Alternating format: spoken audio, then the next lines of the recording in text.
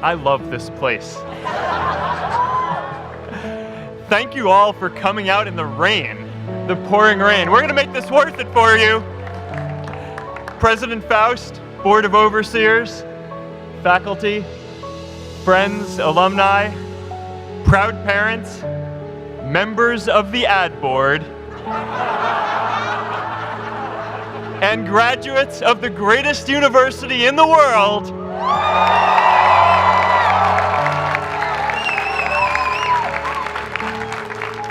I am honored to be here with you today because, let's face it, you accomplished something I never could. If I get through this speech today, it'll be the first time I actually finish something here at Harvard. Class of 2017, congratulations.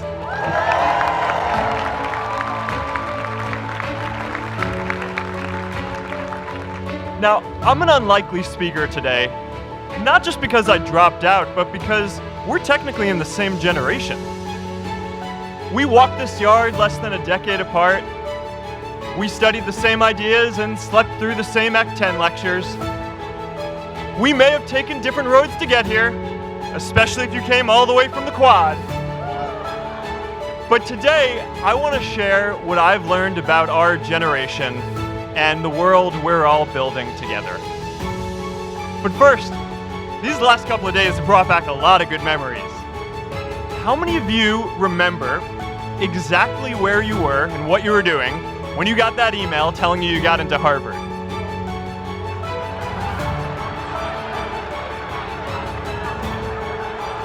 I was playing the video game Civilization, and I ran downstairs and got my dad, and for some reason, his first reaction was to video me opening the email. That could have been a really, really sad video. But I swear, getting into Harvard is the thing my parents are most proud of me for. My mom is nodding. You all know what I'm talking about. Look, guys, it's tough to beat this. You'll see when you get out there. How many of you remember your first lecture here at Harvard?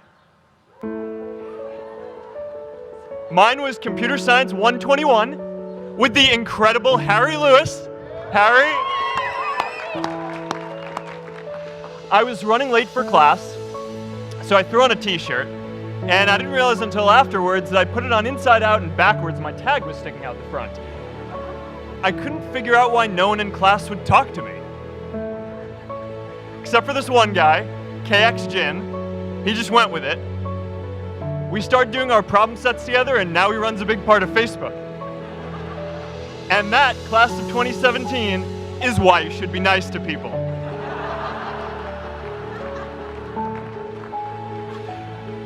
But my best memory from Harvard is meeting Priscilla.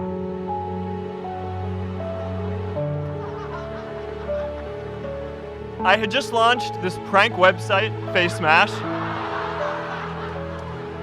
and the ad board wanted to see me. Everyone thought I was going to get kicked out. My parents drove up here to help me pack my stuff. My friends threw me a going away party. Who does that? As luck would have it, Priscilla was at that party with her friends, and we met in line for the bathroom in the Foho Bell Tower, and in what must be one of the all-time most romantic lines, I turned to her and said, "I'm getting kicked out in 3 days, so we need to go on a date quickly." Actually, any of you graduating today can use that line. "I'm getting kicked out today. We need to go on a date fast." I didn't end up getting kicked out. I did that to myself.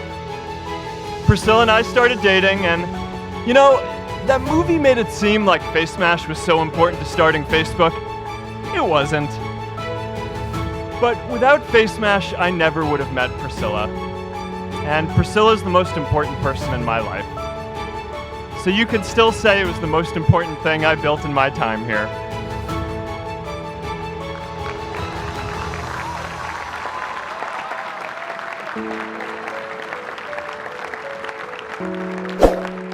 We have all started lifelong friendships here, and some of us even families.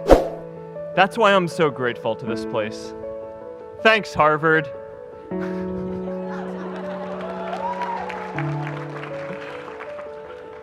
Today, I want to talk about purpose. But I'm not here to give you the standard commencement about finding your purpose. We're millennials. We try to do that instinctively. Instead, I'm here to tell you that finding your purpose isn't enough. The challenge for our generation is to create a world where everyone has a sense of purpose. One of my favorite stories is when JFK went to go visit the NASA Space Center, and he saw a janitor holding a broom, and he asked him what he was doing, and the janitor replied, "Mr. President, I'm helping put a man on the moon." Purpose is that feeling that you are a part of something bigger than yourself, that you are needed, and that you have something better ahead to work for. Purpose is what creates true happiness. And you are graduating at a time when this is especially important. When our parents graduated, that sense of purpose reliably came from your job, your church, your community. But today, technology and automation are eliminating many jobs.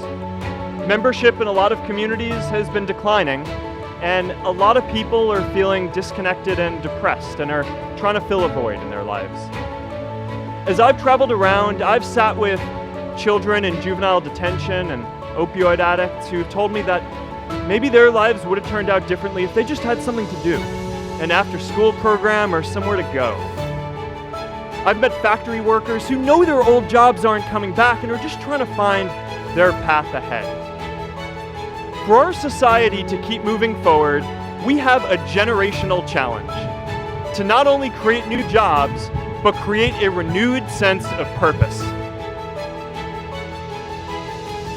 I remember that night I launched Facebook from that little dorm in Kirkland House.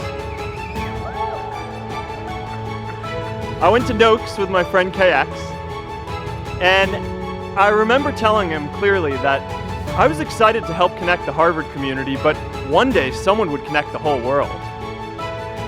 The thing is, it never even occurred to me that that someone might be us. We were just college kids. We didn't know anything about that. There were all these great big technology companies with all these resources, and I just assumed one of them would do it. But this idea was so clear to us that all people want to connect. So we just kept working on it, day after day after day. And I know that a lot of you are going to have your own stories just like this.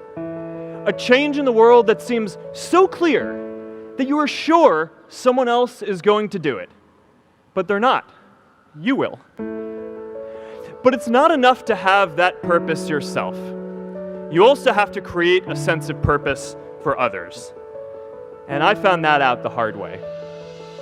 You see, my hope was never to build a company.